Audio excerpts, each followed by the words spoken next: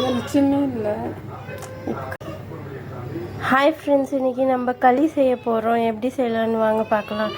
சாப்பாடு ஒரு கிண்ணத்தில் போட்டு வச்சுருக்கேன். இன்றைக்கி நான் வீட்டில் செஞ்ச சாதத்தில் செய்ய போகிறேன். அந்த சாதத்தில் தண்ணி ஊற்றி வச்சுக்கலாம்.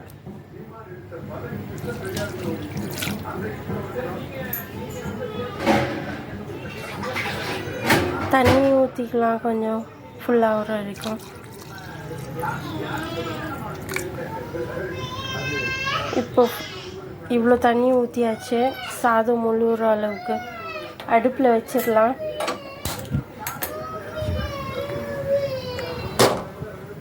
அடுப்பில் வச்சுட்டு இது கொதிச்சு வந்தோடனே நம்ம மாவு போட்டுக்கலாம். இப்போ பாருங்கள் கொதிச்சிருச்சு. இப்போ இதில் மாவு போட்டுக்கலாம். ஸ்லோ ஃப்ளேமில் வச்சுக்கலாம். ஸ்டவ்வு ஸ்லோ ஃப்ளேமில் வச்சுக்கிட்டே மூடி வச்சு வேக வைக்கலாம்.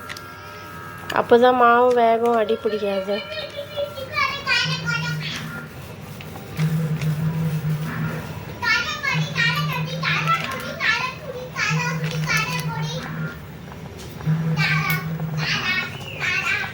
நல்லா கொதிக்குது பாருங்கள். மாவு போட்டுருக்கோம்.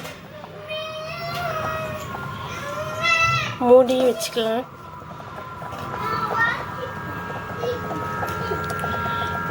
ஒரு 10 நிமிஷம் இதிலே வேகட்டும். இது பாருங்கள் மூடி வைக்கணும். ஃபுல்லாக மூடி வைக்கக்கூடாது. இப்படி பாதியாக மூடி வச்சுருந்தோம். ஆவி வெளியே போகணும். இப்போது வெந்துட்டு இருக்கோம். இது கிண்டிடலாம். ஸ்டவ் ஆஃப் பண்ணிக்கலாம். இப்படி தாங்க கிண்டணும்.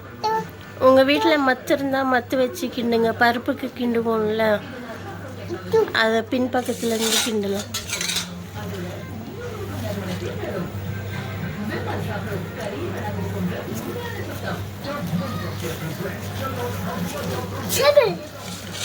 ஒட்டாமல் இருக்கிறதுக்கு இந்த தண்ணி யூஸ் பண்ணிக்கலாங்க. சூடாக இருக்கும்ல.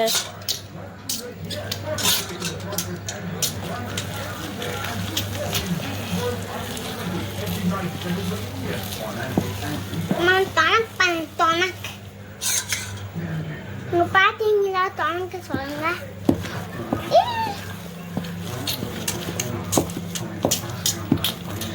ஆவி பறக்க ரெடி ஆகிட்டு இருக்குங்க களி.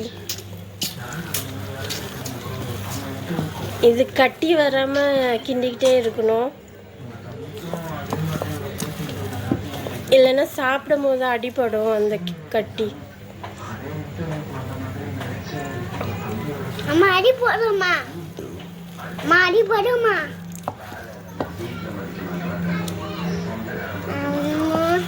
அம்மா அம்மா அம்மா அம்மா அடி போடுமா?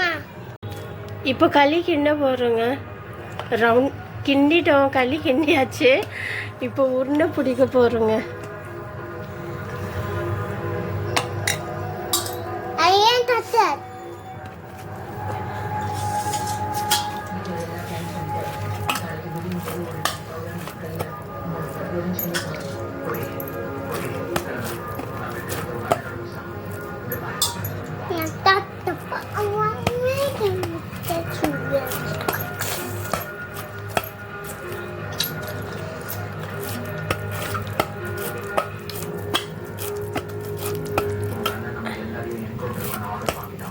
இப்போ ரவுண்டு பிடிச்சாச்சு. இப்போ களி தட்டில் போட்டுக்கலாங்க.